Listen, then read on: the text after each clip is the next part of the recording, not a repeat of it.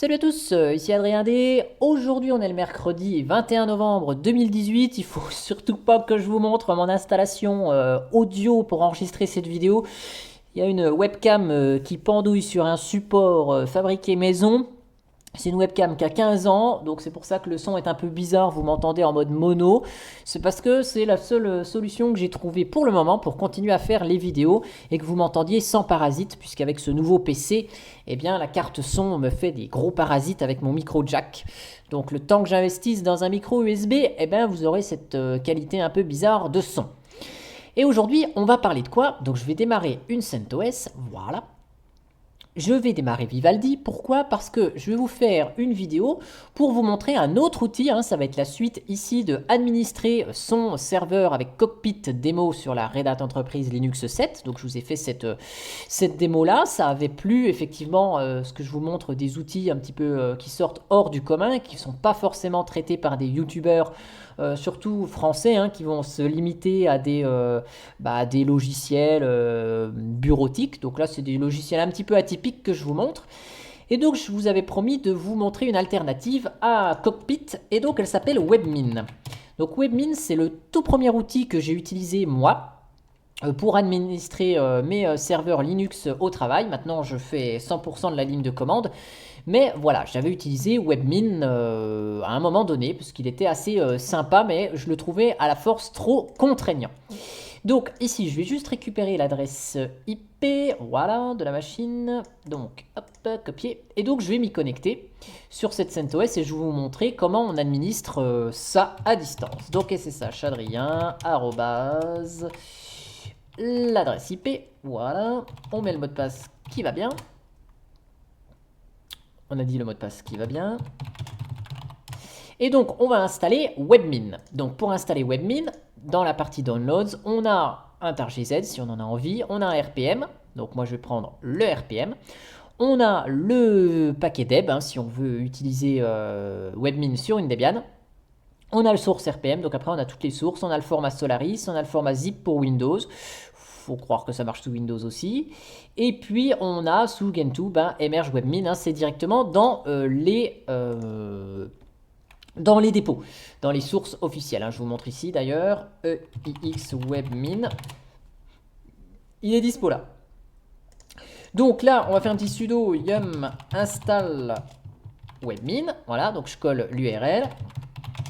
Et donc, je vais vous installer Webmin. Je vais vous montrer un petit peu comment fonctionne l'outil. Alors, par contre, juste avant, ce que je vais faire, je vais juste réaliser un snapshot de ma machine. Voilà. Puisque, après, j'en voudrais plus de Webmin. Donc, ce sera plus simple que de désinstaller.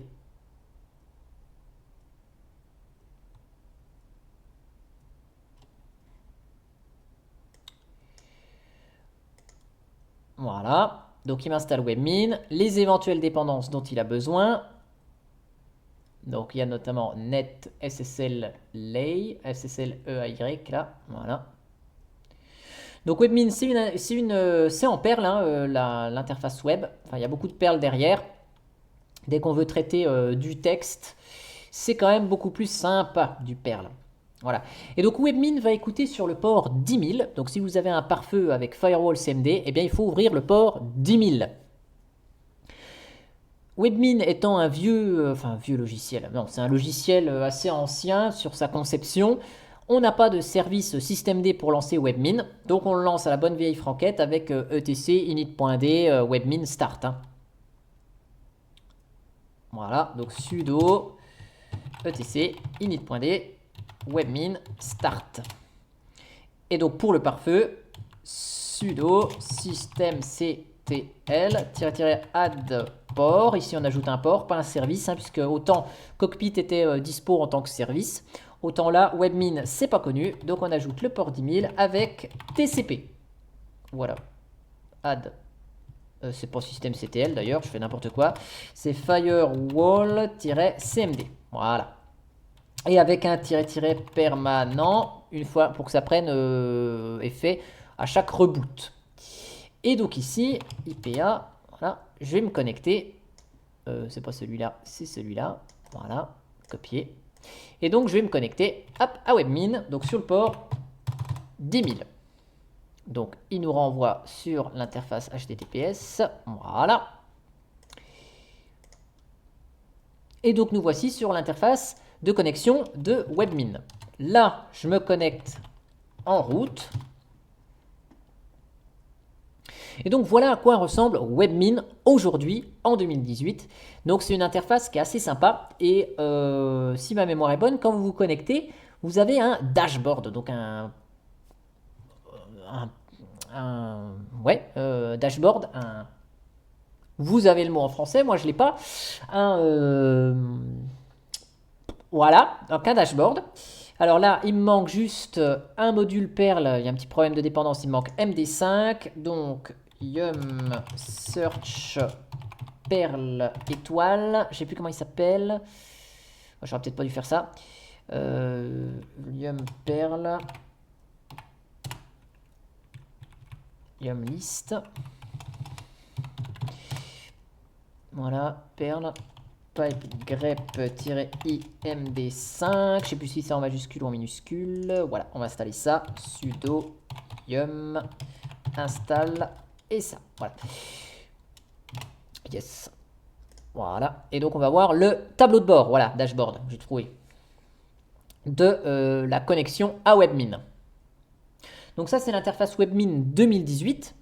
Sachez que quand j'ai connu Webmin et que je l'utilisais au travail, maintenant je ne l'utilise plus, c'était une version 1.820 je crois, ou je ne sais plus. Et donc il ne ressemblait pas du tout à ça.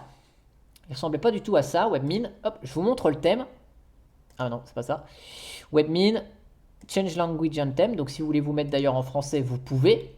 Alors moi, je vous déconseille quand même de vous mettre en français parce que les traductions ne sont pas forcément très bien réussies. Et dans le monde de l'informatique, bah, il vaut mieux quand même utiliser Webmin, enfin les logiciels en anglais.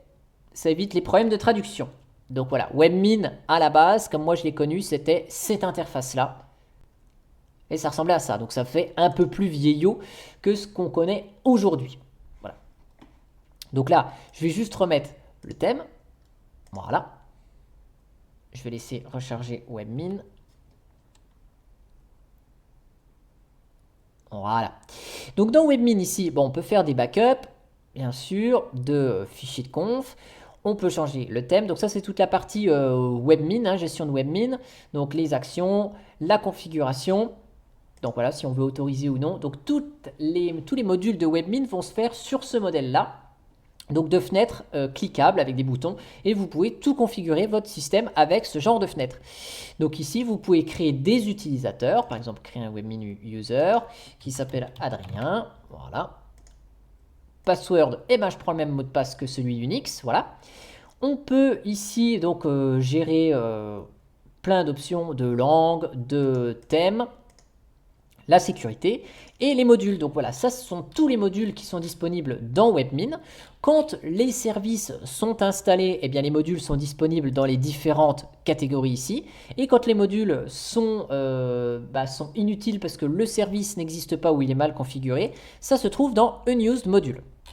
Donc ici, si vous avez un utilisateur et vous voulez qu'il puisse faire que 2-3 bricoles, par exemple changer des mots de passe, et puis, je sais pas, gérer les quotas de disque, et c'est tout. Vous mettez juste ça. Et l'utilisateur ici, par exemple, il a quand même le droit de changer sa langue et son thème, pourquoi pas. Et puis, je sais pas, par exemple, il a le droit de gérer la gestion des mots de passe, et puis ici, d'avoir un shell et de lancer des commandes personnalisées. Voilà, je fais ça. Donc ici, en route, on a tout.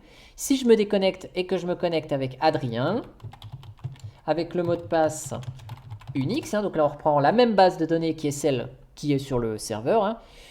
Hop, et ben voilà, on a accès qu'à changer de thème, à gérer le changement de mot de passe, les quotas de disque, et d'avoir un terminal ici, et de lancer des commandes personnalisées.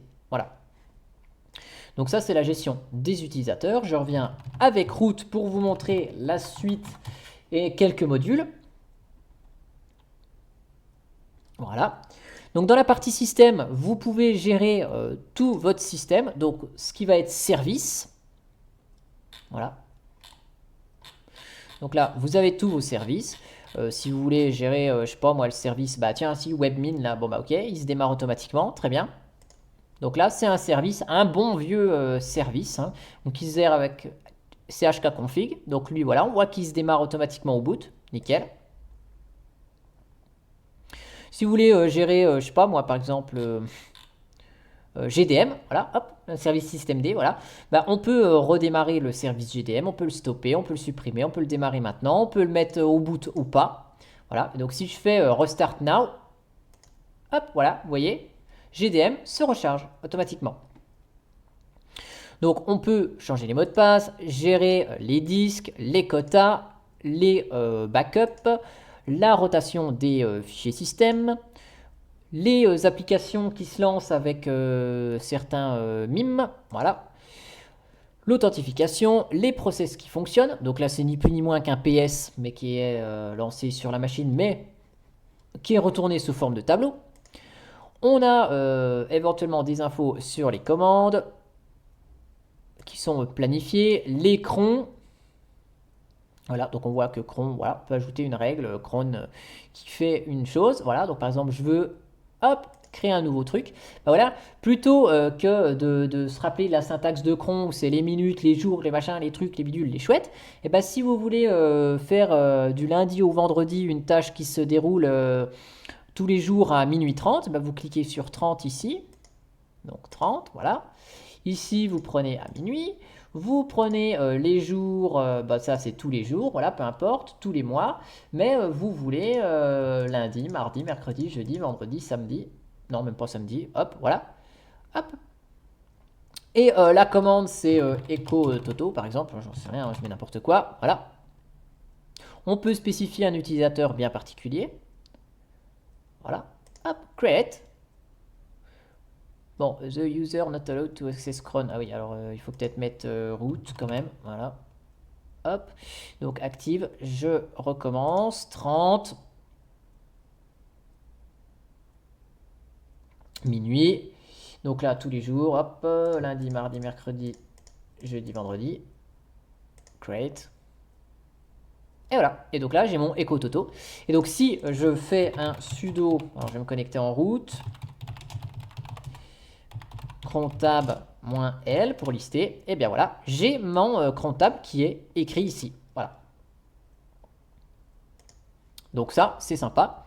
Vous pourrez gérer la mise à jour de votre système. Donc ici, c'est un petit peu long. Voilà. Donc on a les mises à jour qui sont à faire. Donc CentOS Release, on a Firefox. Voilà. Donc on a tout ça qui se met à jour. On update les selected packages. Donc on met à jour les paquets. Voilà. Et ça lance le Yum Update en arrière-plan. Voilà. Et donc là, on a un retour de console directement sur WebMin. Donc ça, c'est assez sympa.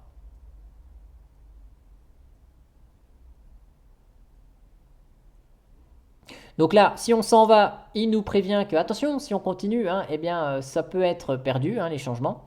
Donc là, il nous avertit quand même quand quelque chose est en cours, bah, qu'il ne faut pas se sauver à l'arrache.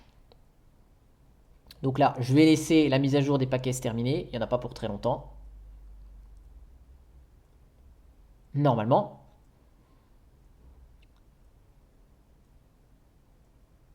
Voilà, donc là, vous pouvez avancer de 15 secondes dans la vidéo. Si vous voulez pas voir les mises à jour se faire, puisque c'est pas très intéressant. Voilà, une fois que c'est fini, et ben c'est terminé.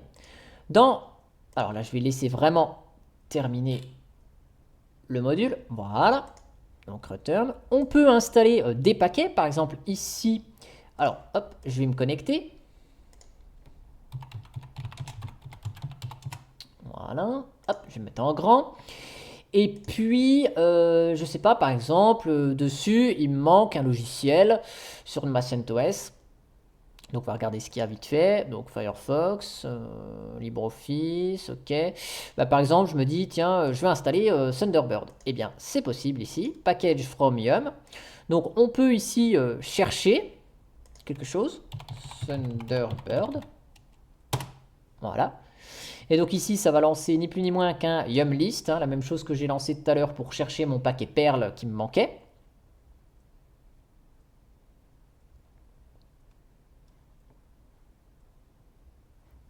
Voilà, donc ça peut être un petit peu lent le temps qu'il recharge les bases de données. Voilà, on a Thunderbird. Nickel. Voilà. Et donc ici, bah, on peut installer Thunderbird. Hop, on installe le paquet. Hop, et automatiquement, ça va appeler yum qui va bien avec ce qu'on nous a demandé. Voilà, donc ça lance cette commande-là. Hein. /bin /yum-y installe Thunderbird. Et une fois que c'est terminé, et ben si je vais dans ma machine virtuelle, hop, Internet, Thunderbird est là. Voilà. Donc on peut gérer des paquets, là c'est plus facile de vous le montrer en graphique, mais on peut gérer les paquets directement depuis Webmin. Donc ça c'est cool.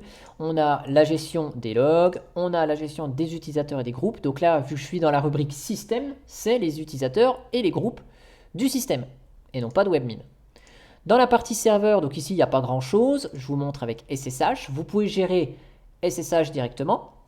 Donc par exemple ici, si je fais un grep Adrien dans etc ssh sshd config, voilà, il n'y a rien. Si je veux que Adrien ne puisse pas se connecter, ben vous voyez, on peut par catégorie gérer les options du serveur SSH. Donc par exemple, Access Control.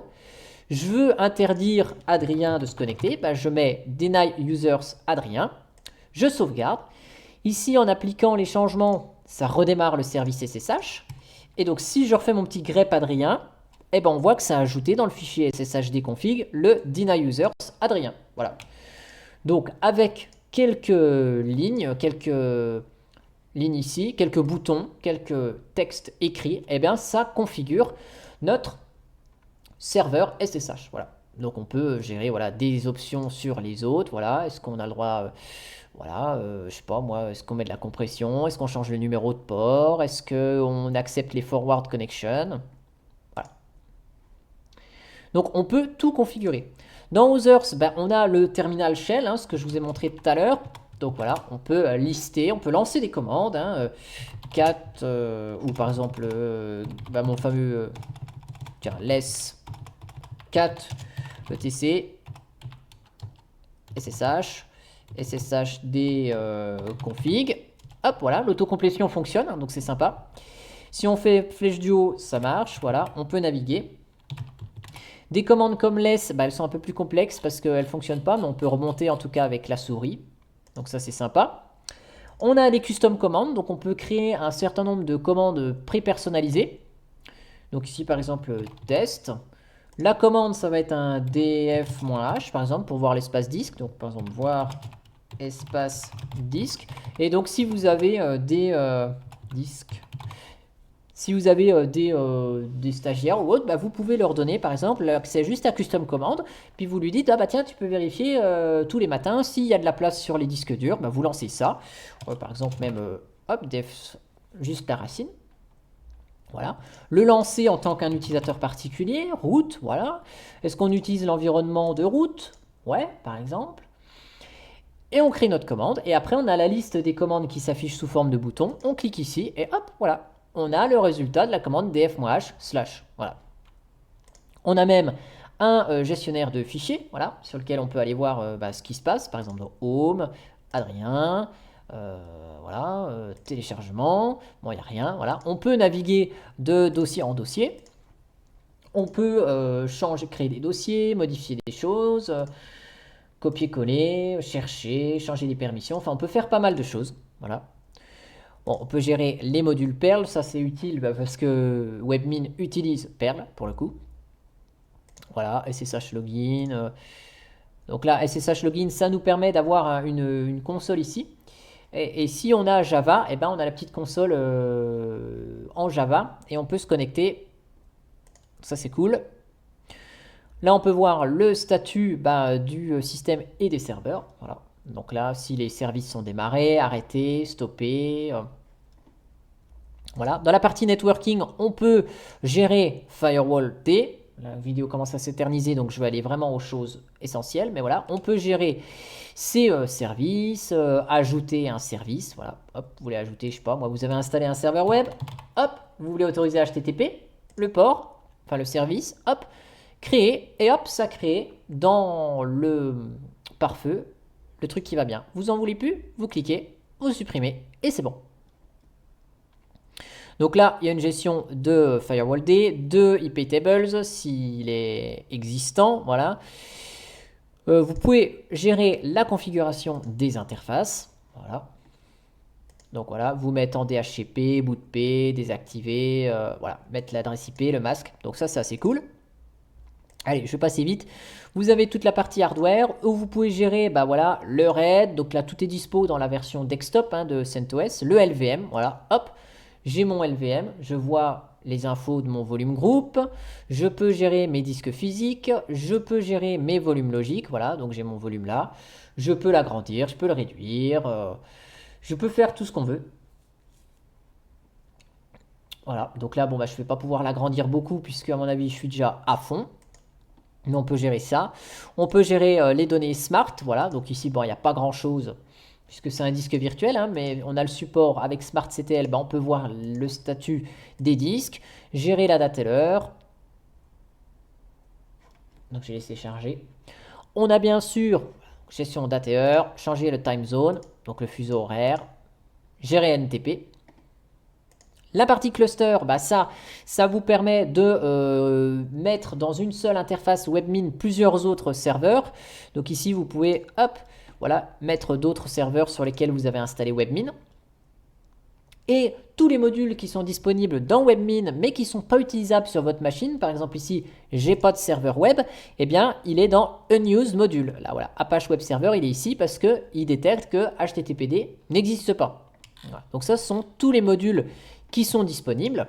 Si j'installe rapidos HTTPD, voilà, bah, j'aurais même pu ne pas le faire comme ça. Vous voyez, vous êtes sur un serveur, vous voulez installer HTTPD, vous allez dans Software Packages, hop, vous installez HTTPD, voilà. Ah, pardon, on coche la bonne case, voilà, HTTPD, hop, voilà, ça nous installe HTTPD, cool.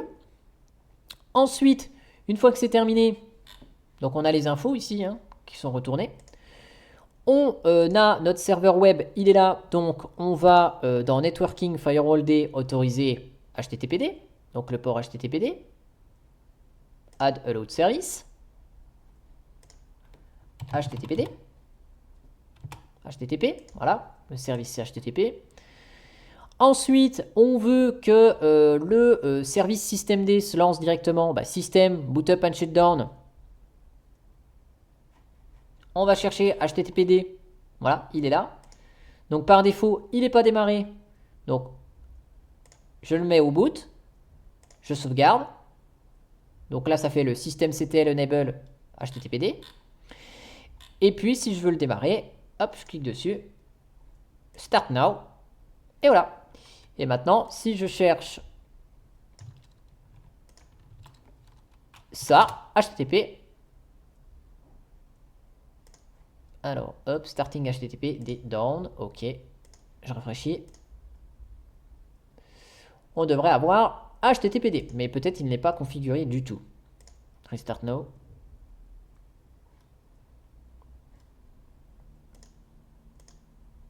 Il faut sans doute le configurer également.